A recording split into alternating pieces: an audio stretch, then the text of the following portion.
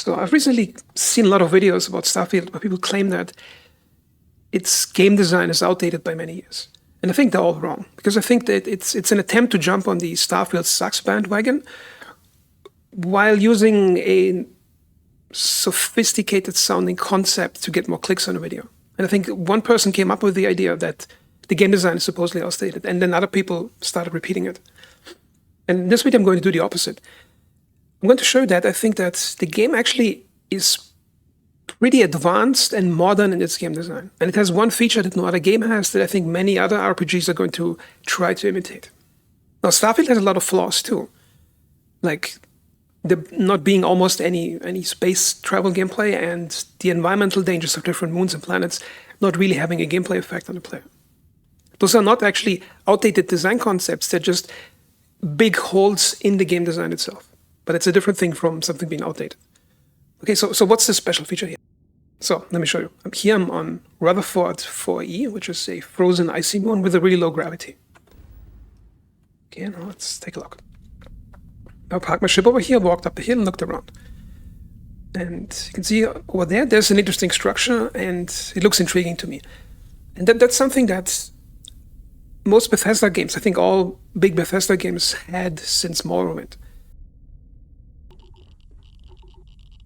Okay, this is one of my favorite locations in the game. It's the abandoned hangar, because it has this really nice surface area for ships to land.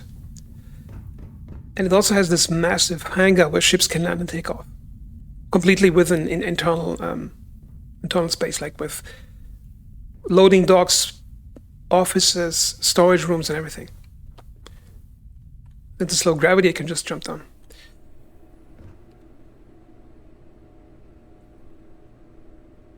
And these locations themselves probably have several thousands different items you can pick up and loot.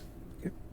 The cool thing is, Bethesda actually managed to keep the same sense of wonder and exploration from previous Bethesda games, which means unless you turn on the scan thingy that tells you exactly what you can pick up, which I recommend keeping off, you actually have to look around for yourself to find objects that you might find interesting. So the game rewards you for just looking around, using eyes to scan for something and finding the items you want. Let's say, for example, you want to find mechanical items that you need for crafting or something. You'd probably look for in storage areas or hangar areas like that. And if you want to find something that's more like office supplies or medical supplies, you'd probably go into a different area of the location and check that place out for the things you want. And that room alone probably has 700 items you can touch. Different items here. And the game constantly rewards you for that, because it has that long range exploration where you see an antenna mast in the distance. And then it also has that short range exploration where you're standing in a room like that and you let your eyes wander to try to find interesting objects. And then even some container items themselves have their own mini exploration, so you can actually walk up to the thing, you can open it, it physically opens, and then you got other items in there, so you can like look, okay, we got credits, got money and a plush toy. Got some food items, thermos can. Like you can spend hours in each room to examine it for loot if you wanted to. You get a weapon rack, trauma pack, and a fridge top and bottom. See, that's a pretty expensive item, 760 credits you can sell it for.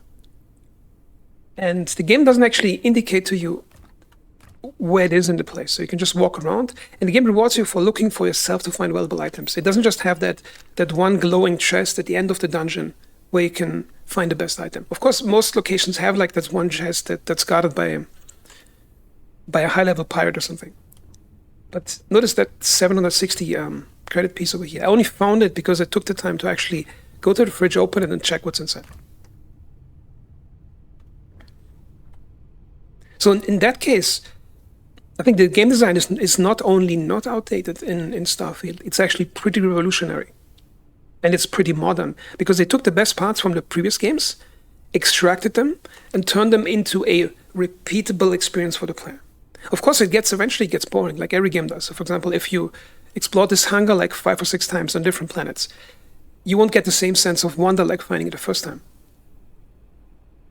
But you're still gonna have 50 to 100 to 150 hours of gameplay like that before you start getting bored of playing Starfield.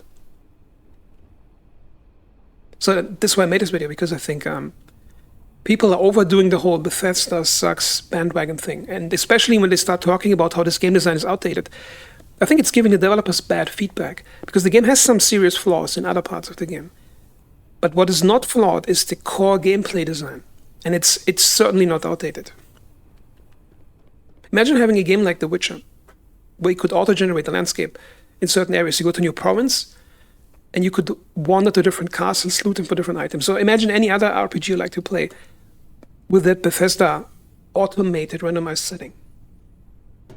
Because if players give the developers bad feedback like that, where they say some of the best parts of the game are supposedly outdated, it confuses the developers, and then they will start reducing what's good about the next, what's good about this game in the next game. So I hope this wasn't too long of a rant. So I feel like I had to say it, because I think the game is flawed, but it does a lot of things right, and it does a lot of things much better than other contemporary RPGs. So that's it for this video, and as always, thanks for watching.